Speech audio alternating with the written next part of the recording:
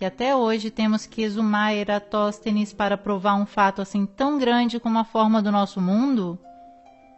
Simples, porque estes coveiros têm em mãos apenas um punhado de cinzas.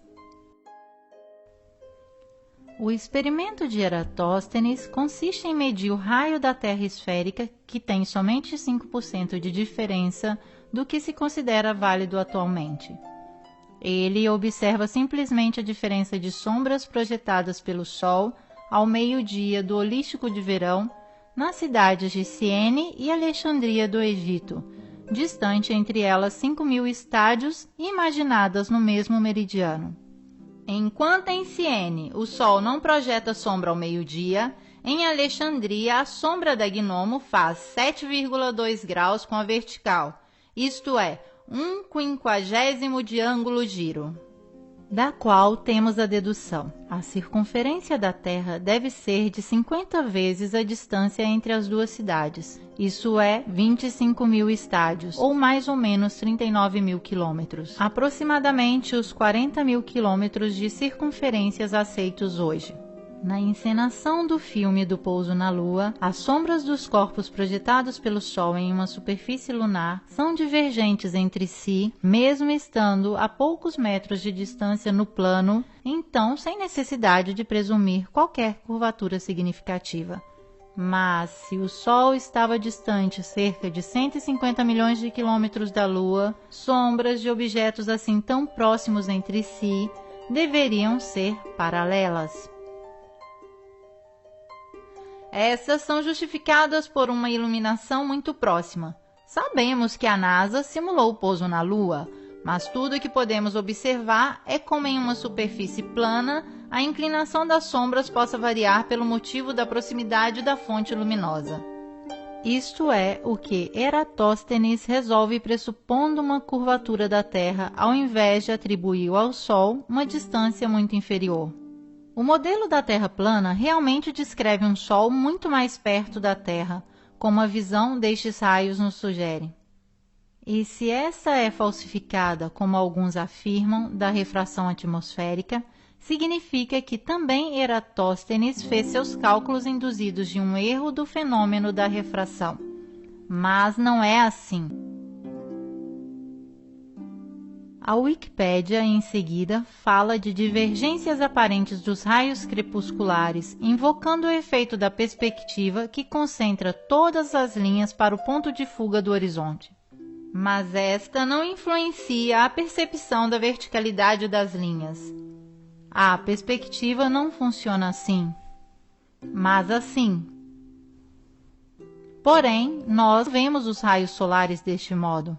Isto significa que a divergência é devida à natureza de uma fonte em todas as direções das luzes que vem de um Sol muito menor e mais próximo do que aquele que nos contam. Sendo assim configurado, o Sol cria sombras divergentes, como essas medidas por Eratóstenes sobre uma distância de 5.000 estádios, mas de uma Terra plana.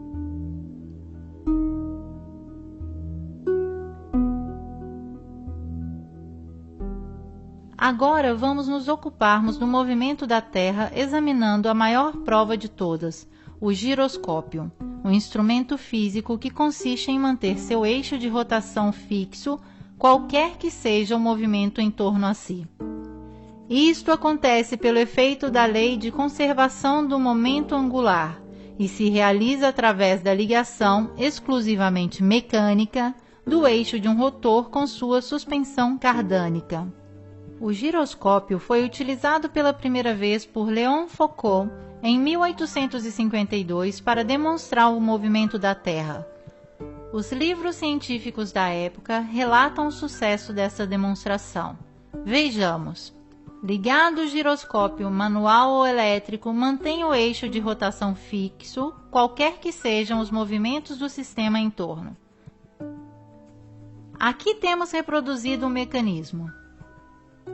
Aqui e ainda aqui. São feitos inúmeros experimentos. Enquanto o sistema em torno se move, o eixo interno se mantém fixo. Então, o giroscópio pode mostrar o movimento de rotação terrestre.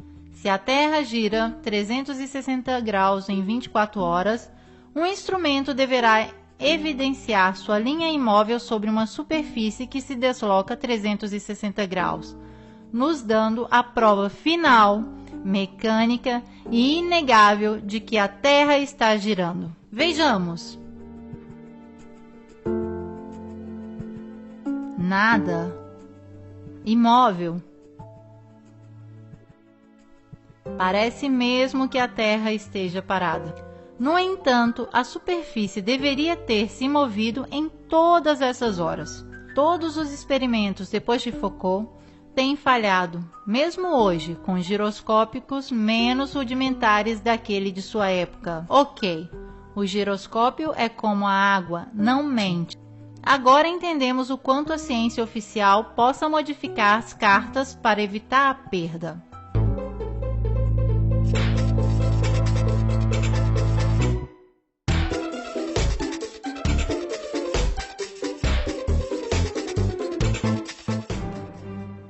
Temos ainda o efeito Coriolis. Os divulgadores científicos não veem a hora de se afirmarem sob fórmulas que demonstrariam como essa força aparente pode fazer girar os redemoinhos dos drenos dos banheiros em sentido horário se você usa o bidê no hemisfério norte e sentido horário se você usa no hemisfério sul. Basta, te peço! Para saber mais sobre os drenos dos bidês, consulte o Wikipédia. Eles inventam forças imaginárias e as aplicam como querem.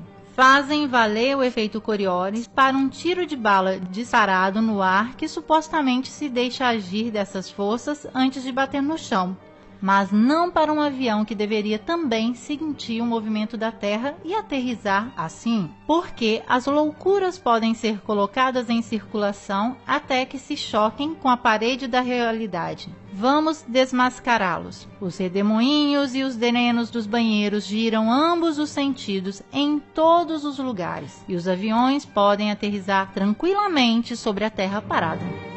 Se a Terra girasse com sua atmosfera constantemente para o leste a 1000 milhas por hora, nenhum avião doméstico que viajasse a 500 milhas por hora conseguiria chegar à sua destinação no Oriente antes que seu destino o alcançasse por trás. De fato, se refletirmos, a rotação da Terra é invisível. Infelizmente, nós não acreditamos naquilo que vê em nossos olhos porque nos ensinaram um sistema maquiado, o qual nos faz acreditar naquilo que nunca foi confirmado da observação ou dos experimentos. Lembrem-se, nenhum experimento jamais demonstrou que a Terra se move.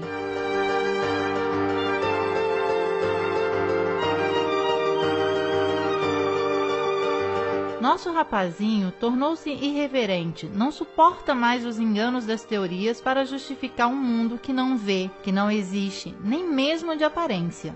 Como podemos ilustrar o paradigma com o qual um dia talvez ele tenha que lidar?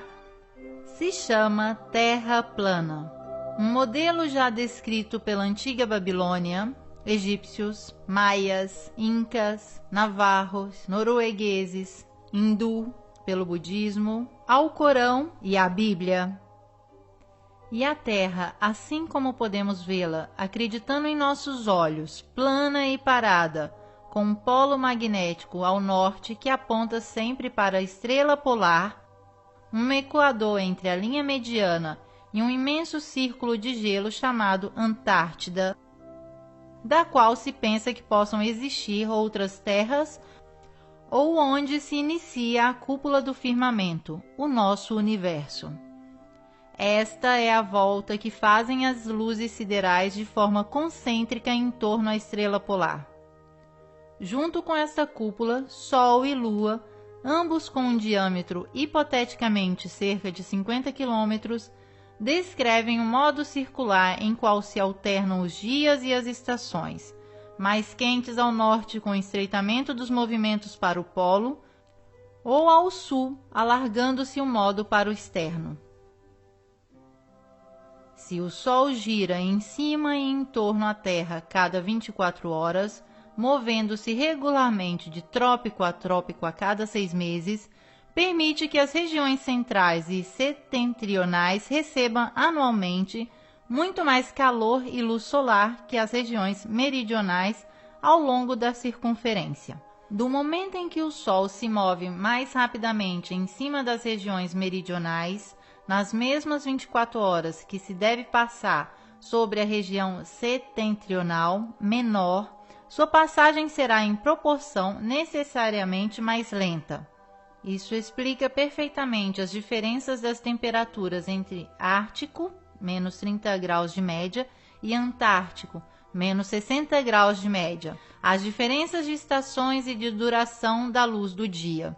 A explicação das estações assim formuladas parecem muito mais convincentes do que aquela do modelo esférico. Neste, de fato, as diferenças de estações são causadas da inclinação dos eixos terrestres em respeito aos raios de sol. Teoria que traz o resultado paradoxo que no hemisfério boreal, o nosso, é mais frio quando a Terra está no ponto mais perto do Sol e mais quente quando a Terra se encontra no ponto mais distante. Como pode uma pequena diferença de inclinação influenciar tanto assim quando uma diferença de 5 milhões de quilômetros de distância influencia tão pouco? O rapazinho, já bastante crescido, recorda que nunca foi capaz de entender perfeitamente esta incompreensão. Até que Obama falou da Terra plana. O modo concebido no modelo plano resolve também as incongruências insustentáveis sobre a Lua. A versão mais aceitada nos conta que a Lua gira em torno da Terra com uma órbita de 28 dias. O modelo esférico apresenta, porém, vários problemas de ordem. Primeiro, nos indica uma Lua muito menor que o Sol, enquanto nossa percepção da realidade mostra dois corpos sólidos e de tamanhos parecidos. Segundo, para justificar o fato que vemos sempre uma fase da Lua, o modelo força um improvável movimento sincronizado com a Terra, graças aos períodos de rotação e revolução lunar idênticos. Mas, se fosse assim, não se pode entender como foram provocadas as crateras na fase visível da Lua, uma vez que está sempre virada para nós.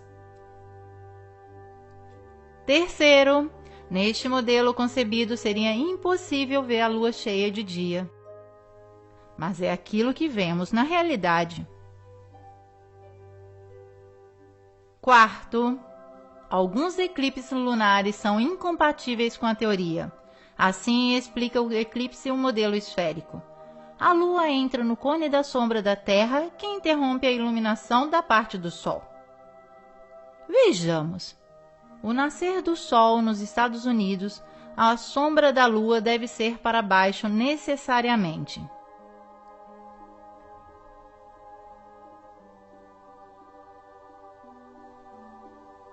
Mas, na realidade, não é assim. Estamos no Novo México, durante o eclipse de 10 de dezembro de 2011. Com o nascer do Sol, a luz do dia aumenta, mas o cone de sombra da Lua está no alto. Ao invés, deveria estar no baixo. Este mesmo fenômeno foi observado com incredulidade em Illinois às 6h30 da manhã. I find very interesting is I was expecting the shadow to come upward across the moon as it would go down and it would pass into shadow, and actually it's going the other way around. Também neste caso temos que escolher: ou acreditamos na ciência e fazemos de conta que a realidade não existe, ou observamos a realidade e damos o chute definitivo ao modelo esférico. No paradigma da Terra plana, a Lua, que seja uma esfera, um disco ou quem sabe qualquer outra coisa, tem uma órbita um pouco mais lenta daquela do Sol, 25 horas. Este é o modelo que nos parece mais plausível. O modelo indicado explica também o eclipse solar, fenômeno que os antigos sabiam calcular perfeitamente sobre a base desta planta, a Terra plana. Agora vamos passar para o Sol. Como o nascer do Sol é o seu lento aproximar-se vindo do leste, o pôr do Sol nada mais é que seu desaparecimento no horizonte visível dos nossos olhos. Nenhuma curva o coloca abaixo do horizonte. O Sol simplesmente some do ponto de vista da nossa perspectiva. Ainda uma vez que a observação da realidade nos dá a percepção exata das coisas. Parece de fato evidente que seja o Sol a se aproximar ou se afastar de nós, girando em uma Terra plana que é o centro do universo a nós visível. Uma das principais chaves para o arranque da crise do paradigma esférico é de fato colocar luz nas contradições junto ao modelo universo dominante. Se a Terra estivesse a girar, se encontraria com estações contrárias nas duas posições opostas ao